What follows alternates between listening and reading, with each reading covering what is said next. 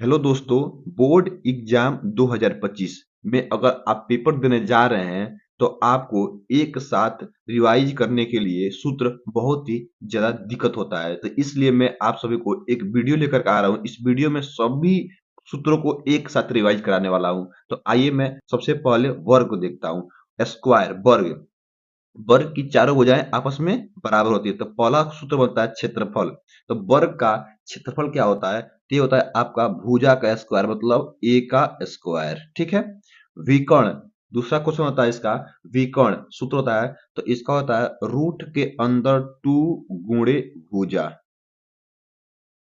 To गुणे भुजा। तीसरा नंबर इसका सूत्र आता है परिमाप। तो इसका आता है गुणे चार गुणे भुजा। परिमाप का सूत्र होता है 4 गुणे भुजा। ठीक है। उसके बाद देखेंगे हम, उसके बाद देखेंगे आयत का। ठीक है। आयत का देखते हैं रेक्टेंगल। आयत का देखेंगे क्षेत्रफल क्या होता है? तो इसका होता है आपका लंबाई गुणे चौड़ाई, यानी एल इंटू बी। विकर्ण क्या होता है इसका? इसका विकर्ण होता है रूट के अंदर एल का स्क्वायर प्लस बी का स्क्वायर। इसका मतलब रूट के अंदर लंबाई का स्क्वायर और प्लस चौड़ाई का स्क्वायर। ठीक है। उसका से इसका परिमाप आता है दो, तो परिमाप होता है 2 गुणे लंबाई प्लस का चौड़ाई, यानी 2 इंटू एल प्लस बी। ठीक है। ये आपका लंबाई हो जाएगा, ये आपका चौड़ाई हो जाएगा। ठीक है। अब देखिए, अब देखते हैं सर्कल, यानी कि वृत्त का। वृत्त देखिए, वृत्त यहां से यहां तक इसका होता है क्या? परिधि। और पूरा होता है आपका यहां से यहां तक डायमीटर, यानी कि ये आपका व्यास होता है। ठीक है। तो पहला है आपका क्षेत्रफल। तो ये होता है आपका पाई आर स्क्वायर। क्षेत्रफल का सूत्र पाई आर स्क्वायर। परिमाप का सूत्र क्या होता है? वृत्त का परिमाप ये होता है 2 पाई आर। ठीक है। 2 पाई आर होता है। अब व्यास का क्या होता है? तो व्यास होता है 2 आर होता है। व्यास क्या होता है? 2 आर, मतलब कि इस त्रिज्या का दोगुना आपका व्यास होता है। ठीक है। अब देखिए, यहां देखते हैं आपका बेलन। चौथा नंबर देखते हैं बेलन का। ठीक है।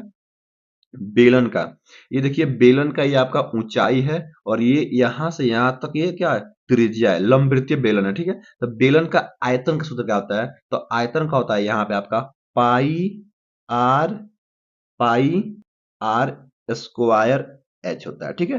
पाई आर स्क्वायर एच होता है। वक्र पृष्ठ क्या होता है, यानी कि इसके बाहर का वक्र पृष्ठ क्या होता है? तो बाहर का वक्र पृष्ठ आपका हो जाएगा 2 पाई आर एच, 2 पाई आर एच। ठीक है। उसको साथ आता है संपूर्ण वक्र पृष्ठ। क्या आता है? संपूर्ण वक्र पृष्ठ ये होता है आपका 2 पाई आर एच।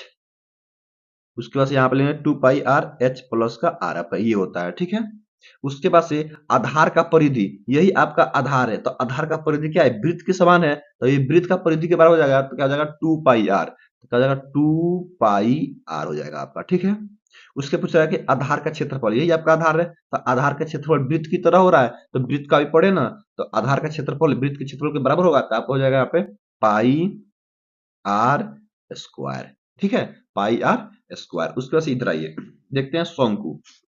ये आपका देखते हैं क्या? शंकु देखते हैं। शंकु, शंकु में आपका क्या हो रहा है कि आयतन, शंकु का आयतन क्या होता है? तो सबसे पहले शंकु का आयतन 1/3, 1/3 pi are square H, 1/3 pi are square H ये होता है। शंकु का वक्र पृष्ठ, यानी कि बाहरी वक्र पृष्ठ, वक्र पृष्ठ क्या होता है? तो होता है आपका पाई आर एल, पाई आर एल होता है। ठीक है। उसके बाद से पूछा है कि संपूर्ण पृष्ठ, संपूर्ण पृष्ठ क्या होता है? तो यह हो जाएगा पाई आर एल प्लस का आपका हो जाएगा क्या? आर, ये होता है संपूर्ण वक्र पृष्ठ। तिरछी ऊंचाई, ये आपका तिरछी ऊंचाई है एल। तो एल क्या होता है? तिरछी ऊंचाई। एल होता है आपका, तिरछी ऊंचाई होता है आपका रूट के अंदर एच के स्क्वायर प्लस आर का स्क्वायर। ठीक है। उसके बाद से आपका आधार का क्षेत्रफल, यही आपका आधार है। आधार एकदम वृत्त की तरह दिखाई दे रहा है, तो वृत्त का क्षेत्रफल क्या होता है? Pi are square. तो ये हो जाएगा पाई आर। ठीक है। तो इस तरीके से हम शंकु का सूत्र याद कर सकते हैं। उसके बाद से आता है आपका गोला। क्या आता है? गोला। छठा नंबर है गोला। स्फेरिकल होता है गोला। आयतन इसका क्या होता है? गोला का आयतन तो हो जाएगा आपका 4/3 पाई आर क्यूब। क्या होता है? Pi are cube. उसके बाद आता है संपूर्ण पृष्ठ। संपूर्ण पृष्ठ क्या होता है? 4 पाई आर स्क्वायर। उसको होता है वक्र पृष्ठ। वक्र पृष्ठ क्या होता है? ये होता है 4 पाई आर स्क्वायर, ये दोनों सेम होता है क्योंकि संपूर्ण वक्र पृष्ठ और वक्र पृष्ठ बराबर होता है गोला का, ठीक है। अब आता है अर्धगोला, क्या आता है अर्धगोला, यानी कि हाफ, सेमी, सेमी स्फेरिकल।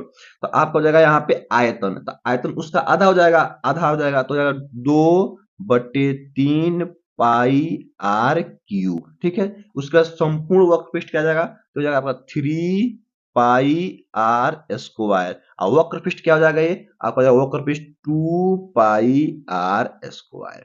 तो ये रहा आपका अर्धगोले का सूत्र, ये रहा गोला का सूत्र। अब देखिए, अब आते हैं हम, अब यहाँ पे क्यूब देखते हैं, क्यूब का देखते हैं। सबसे पहले क्यूब यानी कि घन, घन का आयतन क्या होता है, तो आपका घन का आयतन हो जाएगा भुजा का क्यूब, क्या हो जाएगा भुजा का क्यूब। देखिए ये भी ए होता है, ए भी ए होता है और ए भी होता है, सभी भुजाएं क्या होता है आपस में बराबर होते हैं। संपूर्ण पृष्ठ क्या होता है, तो संपूर्ण पृष्ठ होता है 6 गुणे ए का स्क्वायर, यानी कि भुजा का स्क्वायर। उसको से विकर्ण क्या होता है, तो रूट के अंदर, रूट के अंदर आपका 3 इंटू भुजा होता है, क्या होता है भुजा होता है। उसका से पृष्ठीय क्षेत्रफल क्या होता है, पृष्ठीय क्षेत्रफल होता है आपका 4 इंटू भुजा, क्या होता है 4 इंटू भुजा होता है, ठीक है। तो इस तरीके से हम घन का याद कर सकते हैं। उसके बाद से घनाभ का, उसके बाद से क्या घनाभ का, तो घनाभ का क्या होता है, पहला नंबर क्या है आयतन, क्या होता है एल गुणे बी गुणे